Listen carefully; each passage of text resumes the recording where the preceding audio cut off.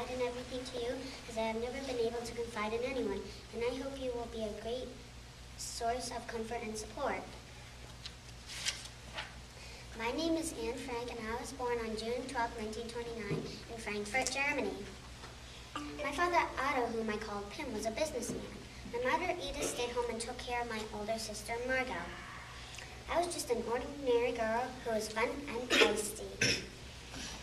I loved to play with my friends, go to the beach, ride my bike, and have fun.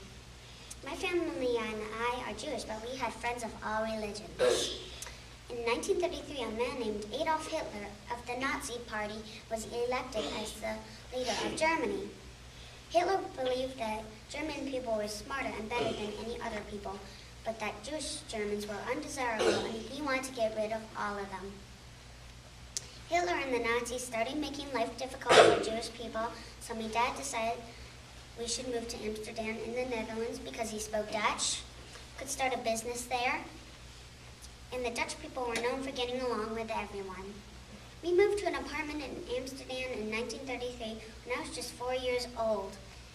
Pim bought a pectin and spice company, and we hope to live happily and be safe. Life in Amsterdam was normal and fun. I attended school where I was a good student, though I hated math. I played with friends, rode my bike, skated on the canals in the winter. We went to the movies in the summer where we went to the beach. In May of 1940, when the Nazis invaded the Netherlands, life for Jewish people changed. All Jewish people had to register with the Germans. Businesses were taken away from Jewish owners, and Jewish people lost their jobs. Next, Jewish students weren't allowed to attend their schools, and we had to go to a special Jewish-only schools. Then all Jewish people over the age of 6 were required to wear a yellow Star of David on their clothes to set them apart from non-Jews. It was also meant to embarrass the wearer, but many people wore their star proudly. Our rights were slowly being taken away, and we weren't allowed to own cars, use the trains, ride bikes, go to the movies, libraries, or restaurants. And we weren't allowed to use the public pool or go to the beach, and we weren't even allowed to sit on park benches. A curfew was set, which meant that we weren't allowed outside, even on our balconies in our own backyard, from 8 at night until 6 in the morning. Even worse, Jewish people were being arrested and rounded up just because they were Jewish, and they were being sent to labor camps. In December of 1941, the United States joined the war, and we hoped that Hitler would be defeated and that life would return to normal because Hitler and his army started to lose ground.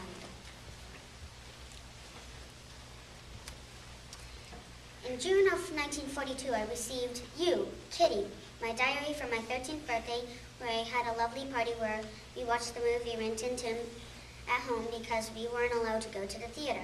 That's my diary, Kitty. That party was our last celebration, as 1 month later my sister Margot received a summons that she was going to be sent to a labor camp. My parents weren't going to allow Margot to be taken away. They had a plan to keep us safe. Very early the following morning, we dressed in all the layers of clothing we could possibly wear. I packed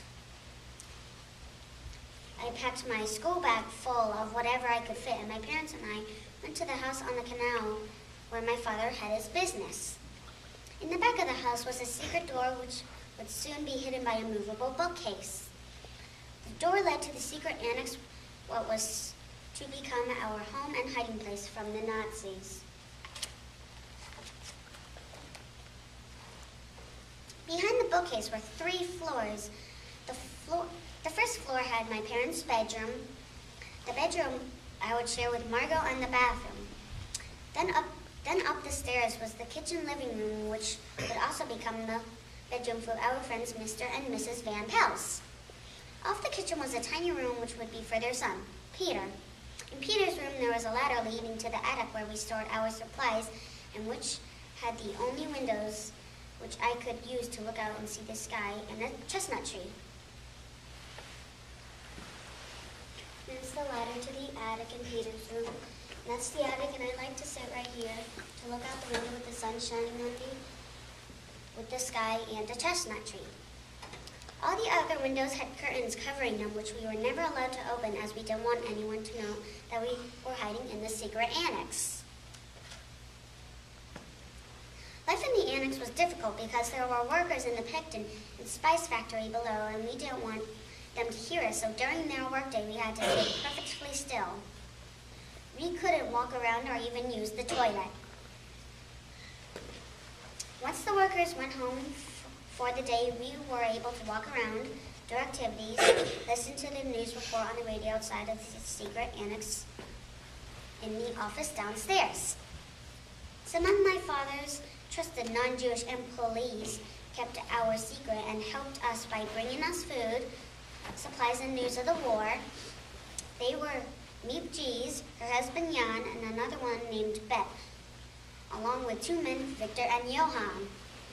5 months after we moved into the secret annex, another person joined us, a man named Fritz Pfeffer.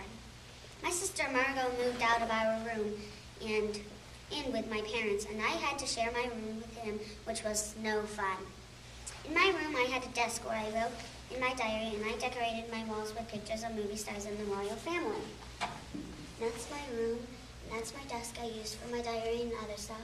And that's my walls where I put pictures of movies and the royal family.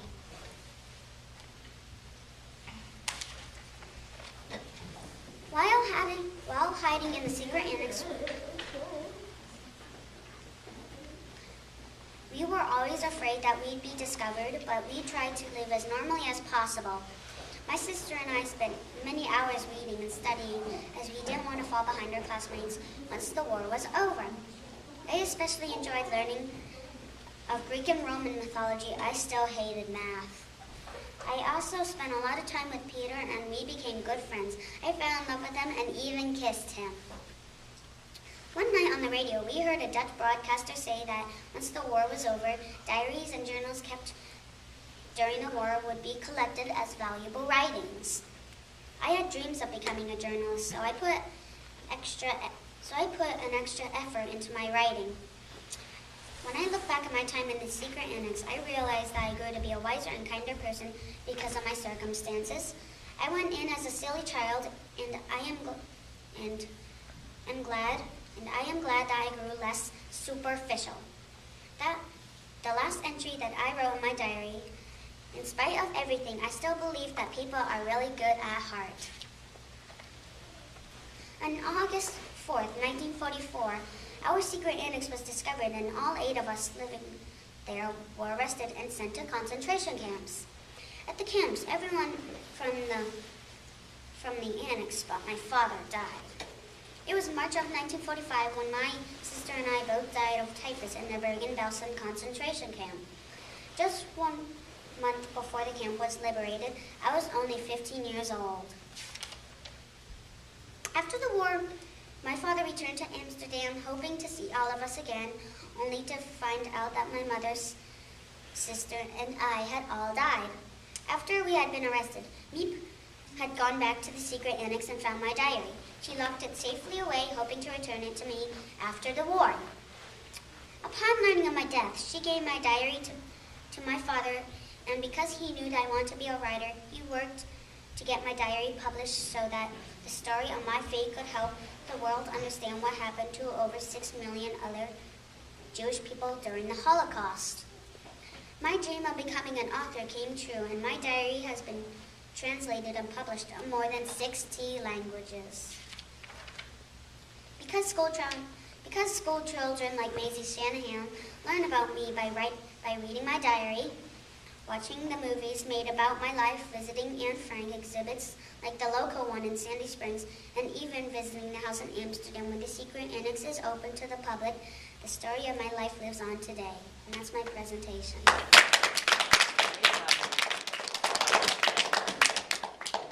Awesome.